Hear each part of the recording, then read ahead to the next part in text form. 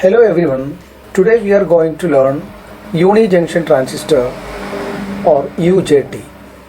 UJT is a three-terminal semiconductor device which exhibits negative resistance and switching characteristics. UJT is used as a relaxation oscillator, timing circuits and trigger generator, etc.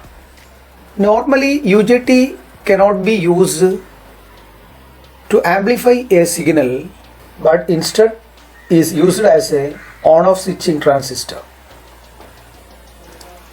UJT have unidirectional conductivity and negative impedance characteristics.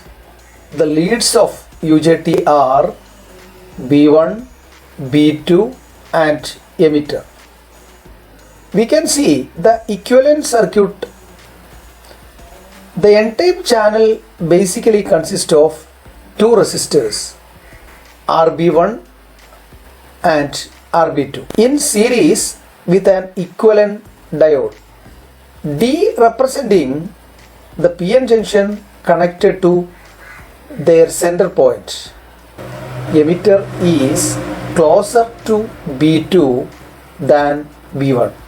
That means the physical position of the PN junction is closer to B2 than B1. The RB2 will be lesser than the RB1. The channel resistance of B2 to B1 is about 5 kilo ohm to 10 kilo ohm. Most widely used UJTs are 2N2646 and 2N1671, etc. The voltage across RB1 equal RB1 divided by RB1 plus RB2 into VBB. For a unijunction transistor, the resistive ratio of RB1 to RBB is called intrinsic standoff ratio, and it is given the Greek symbol eta. The typical standard values of eta from 0.5 to 0.8. Let us see the working.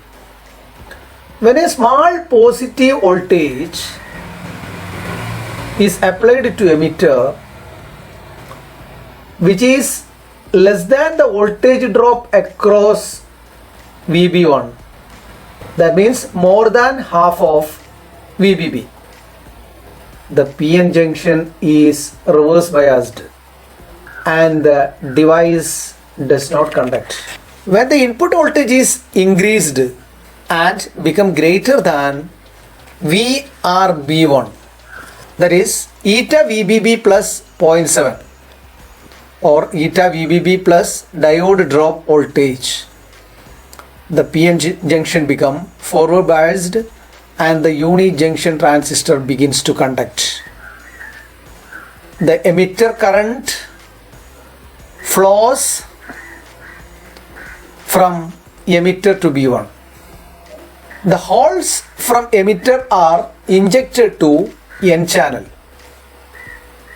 The holes from emitted region are injected to N channel, and this repelled from B2.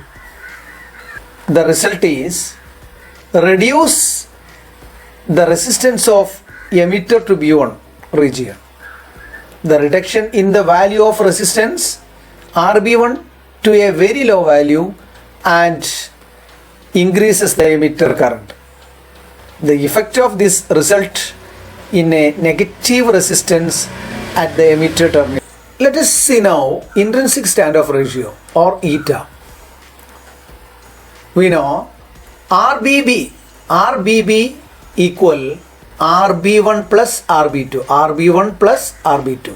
The ratio eta equal RB1 divided by RB1 plus RB2.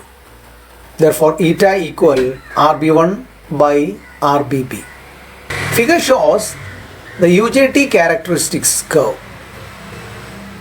It consists mainly three regions: cutoff region, negative resistance region, and the saturation region. After conduction emitter, the voltage will reach this point is called valley point. A voltage at this point is called valley voltage. Let us see UJT relaxation oscillator. Initially, UJT is off and C1 is fully discharged condition. When a voltage VCC is applied to the circuit, the capacitor C1 begins to charge through resistor R3 as the emitter is connected to capacitor. When the charging voltage VC across the capacitor become greater than the diode drop voltage eta VBB plus 0.7 and it becomes forward biased, the UJT transistor is on. When the UJT is on, the capacitor discharge rapidly through the UJT. When the voltage across the capacitor decreases below the halting point of PN junction, the UJT turns off and no current flows through the device.